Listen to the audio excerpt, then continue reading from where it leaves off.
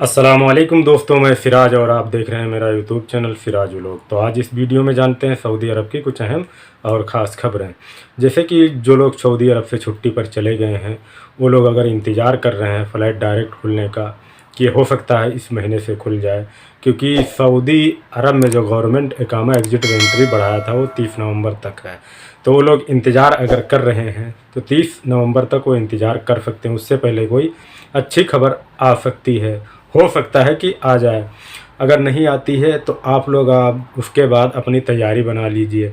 अगर आपकी कंपनी इकामा बढ़ा रही है या कपिल बढ़ा रहा है तो ठीक है, बढ़ा देगा और आप लोग आ जाइए, इंतज़ार मत करिए, क्योंकि लगभग 2 साल होने को हैं। अगले महीना फ़्लाइट खुलेगी, आने वाले महीने में फ़्लाइट खुलेगी। अब की बार जो मीटिंग हुई है उसमें यही हुआ है कि जल्द से जल्द फ़्लाइट खुलेगी। और कुछ लोगों का एक ही सवाल है कि भाई न्यू वीज़ा चालू हो गया है और डायरेक्ट फ़्लाइट कब खुलेगी। तो सब लोगों को मैं एक ही चीज़ बताना चाहता हूँ कि जो लोग ये पूछ रहे हैं कि न्यू वीज़ा चालू हो गया है, बिल्कुल न्यू वीज़ा चालू हो गया है। कहीं से भी आप न्यू वीज़ा ले सकते हैं। जैसे आप आना चाहते हैं तो आप अपने करीब में जो ट्रैवल एजेंट हो उससे बात करिए और न्यू वीज़ा चालू हो गया है, आ सकते हैं।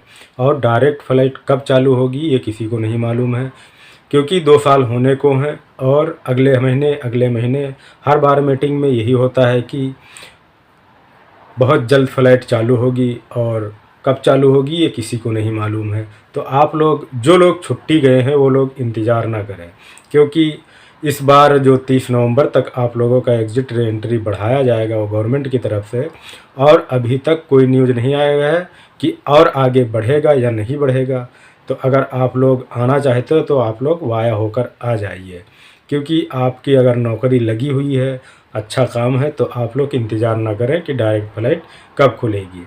और बहुत सारे लोगों का एक ही सवाल है कि जैसे मेरा इकामा नहीं बढ़ा है और मेरा इकामा नहीं बढ़ा जो गवर्नमेंट की तरफ से है, वो एग्ज़िट एंट्री नहीं बढ़ा है, तो क्या मैं सऊदी अरब आ सकता हूँ या इंतज़ार करें? देखिए भाई, अगर आपका कपिल या कंपनी और किसी भी तरह का नहीं बढ़ा है तो आप इंतज़ार मत करें।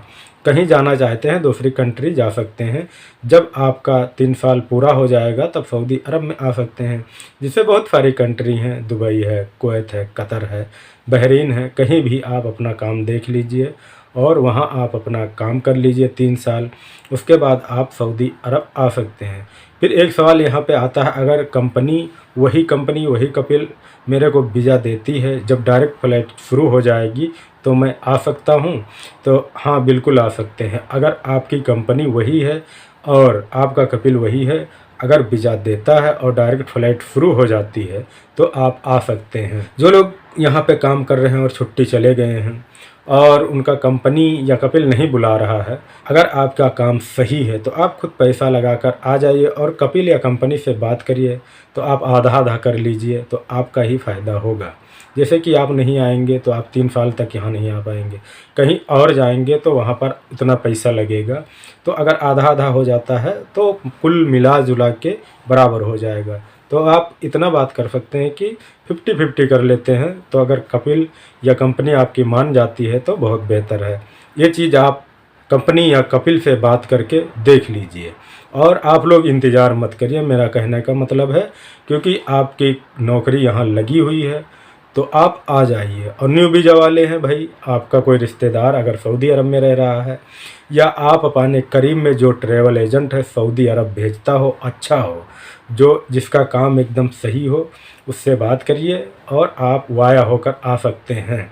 और बहुत सारे लोगों का एक ही सवाल है कि वहाँ आने के बाद क्या क्वारंटीन किया जाएगा? देखो, क्वारंटाइन उन्हीं लोगों को किया जाएगा जो वैक्सीन नहीं लगवाए हैं। कोई भी वैक्सीन नहीं लगवाए हैं। जैसे सऊदी अरब में जिस वैक्सीन की मान्यता प्राप्त दी गई है सऊदी अरब के अंदर, वो वैक्सीन नहीं लगी है तो उनको 5 दिन क्वारंटीन में रहना होगा।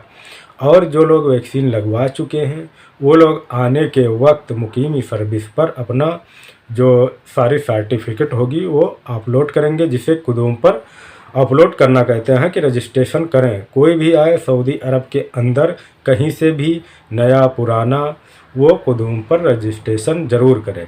तो वो जब करेंगे तो आपके पास जो वैक्सीन सर्टिफिकेट होगा, जो चीज़ होगा वो सब वहीं आपको मांगेगा।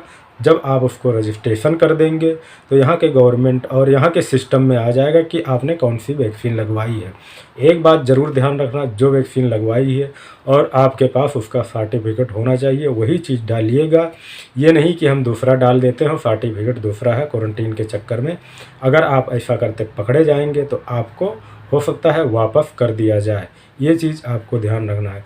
जो भी वैक्सीन लगवाई है, इस वैक्सीन का आपके पास सर्टिफिकेट हो, उसी को सही से भरिएगा आप लोग। एक भाई ने मेरे वीडियो पर सवाल किया था कि मैं 2019 में आया था और मेरा कपिल जो है वो मेरा एग्जिट रेंट्री बढ़ा दिया है, क्या मैं आ सकता हूँ? जी बिल्कुल आ सकते हैं। आपका एग्जिट रेंट्री जो है वैलिड है तो आप आ सकते हैं, चाहे 19 में गए हों या 18 में गए हों। आपका जो एग्जिट रेंट्री है, जो छुट्टी है, उसका टाइम होना चाहिए, तो आप लोग आ सकते हैं। वो कैसे चेक करना है, आप लोग जाके मुकीमी सर्विस पर चेक कर सकते हैं, बहुत आसान है।